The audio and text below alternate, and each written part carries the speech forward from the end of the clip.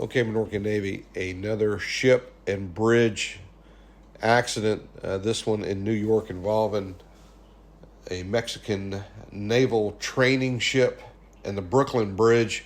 You see these guys, these are upcoming Mexican naval officers, and this is a training ship that they use and teach the guys the history, the love of the water, that kind of thing, and they're on their way out. Now, I've got this image up. I want you guys to look at this, and you can see this ship is in reverse. When we look at this, you can actually see just how much headway this thing is making, or I should say sternway. She's throwing a wake off here on the coming back pretty strong. We know that she was close to 6 knots when she hit the bridge.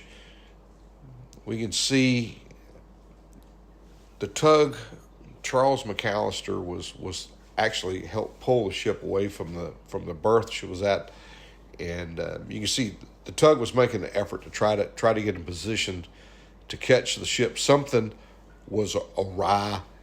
I believe that this was a runaway engine that was in reverse.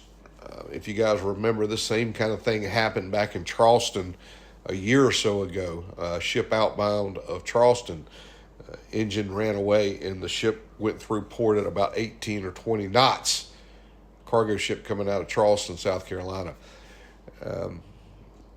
But the tugboat was trying to get in position to kind of stop this thing. And you can see that when it actually made contact with the bridge, it didn't slow down. She is a big sailing ship, very tall mast. There is no way that the master here would have intended to sail underneath this bridge. Simply, it did not have clearance.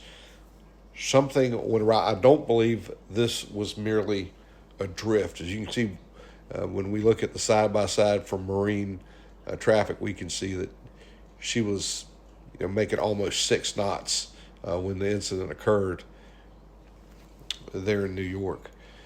Now, one other thing we noticed when we were looking at these images that we got off social media, and we're kind of digging around, both of the anchors were still in place on the ship, and I'm really wondering why they didn't make an effort to deploy the anchors when the realization struck them that this was going to be a problem. You can see them, both port and starboard anchors were still on board the ship, and we pulled up the chart just to check and see, and there were no warnings or utilities or anything in the area where the ship struck the bridge. They would have been okay to put some anchors down in this area. The aftermath from the Mexican sailors up in the rigging of this ship, pretty horrific. 2 lost their lives here, and some 19 were injured. We're going to keep our ears and eyes on this story as it developed. We've heard that the NTSB is en route.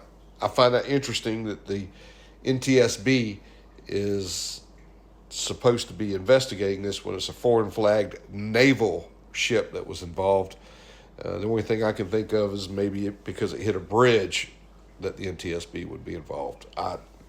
It's just a little different. Things are a little different with the Navy versus any other commercial or recreational sea traffic.